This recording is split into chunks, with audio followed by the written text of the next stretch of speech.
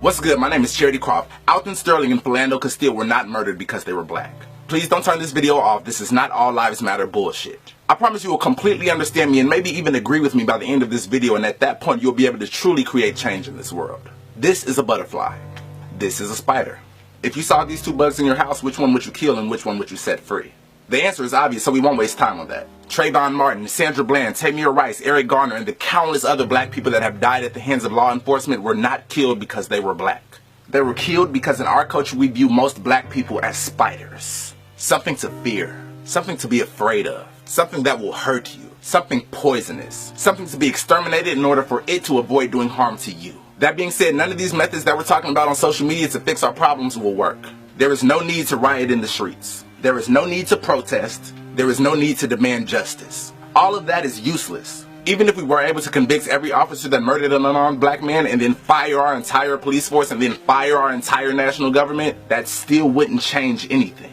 We as a society would still view black people as spiders. So that means that when we rehire an entirely new police force and then rehire an entirely new government, the new people would just get their jobs and start right back up killing black people. That's because we are not dealing with a systemic issue. We are dealing with a mental issue. It doesn't matter who is in that uniform or who is in that White House because they would still think that niggas is spiders. Even niggas think niggas are spiders. I live in the middle of the hood in Gary, Indiana, right here in the real world where this shit is happening. Anybody that has a grandma or even regular parents in this type of community knows that when them dudes is posted up outside just chilling, not hurting nobody, but they got on a white t-shirt and sagging pants and hella jewelry on, your mama looking out the window like, what these niggas on? They better not try to run in my house and take none of my shit. They could literally be standing there discussing particle physics. It doesn't matter because even our mothers think we are criminals. I'm 25 years old. I've been to plenty parties. The black security guards act just as crazy as the white security guards. How many times have you seen security literally throwing and tackling dudes? This don't have shit to do with race. This has to do with the fact that our entire American society, including black people, views the young black man in a hoodie as a threat. So what can we do to change this? We start by taking off the mask. This how I look on a regular day. No shirt and tie, hella jewelry on, tattoos, daddy hat. Although in my educational videos, I put on this kind, proper voice and talk to you guys about science. We black people do that shit as a survival method. If you used to see me on a regular day with this camera off and I'm talking to my friends, you might hear me like, hey, what's good, nigga? Y'all finna fade that party? Hell yeah, we finna be in that bitch, nigga. We gonna turn that hoe up, nigga. Oh, God. That's me in real life. I'm sure many of my white fans are shocked that I could even speak in such a manner. Like, wow, after seeing your in-depth political analysis on Donald Trump, I wouldn't imagine that you'd mangle the English language like that. Why would you even limit yourself? It's not limiting, nigga. That's how niggas talk. We put that proper voice on so we can eat out here, bruh. Imagine if President Obama decided that from now until the election in November, he was going to wear sagging jeans, a black hoodie, and a gold grill to every meeting, interview, and press conference. Imagine how that would literally change the face of our society. At first it'll appear like he's dressing like a thug, but once we realize that that might just be who he is, and he ends up doing his greatest work yet while wearing that outfit, then what we once thought was the appearance of a thug is now the appearance of a president, the leader of the free world.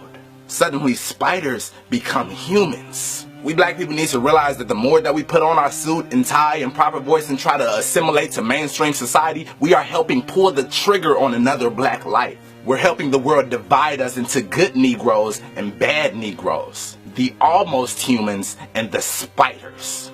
We must be our full black selves 100% of the time so the world knows that there is no such thing as he looked like a criminal. You know why? Because we're all wearing hoodies and we all speaking slang, yet we still carrying this entire nation on our backs. Many of us are what you Americans would call spiders. And guess what? We live amongst you and we work with you at your jobs wearing butterfly costumes. We change the way we speak, walk, and act, all so that we will not be killed. Ironically, that has a lot to do with why we're being killed. You're afraid of us, America, and you taught us how to be afraid of each other.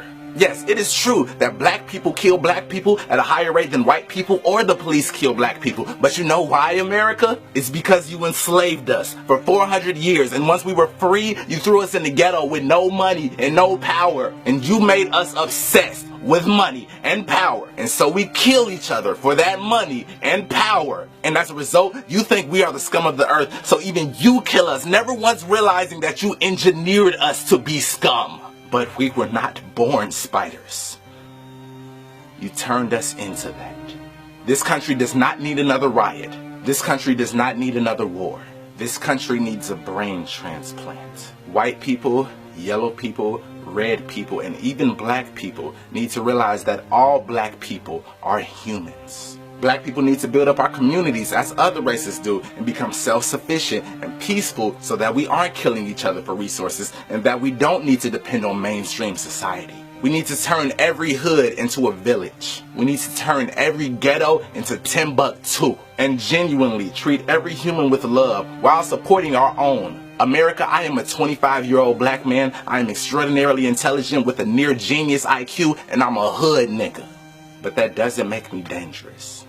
I will not hurt you. Please don't hurt me. I love you.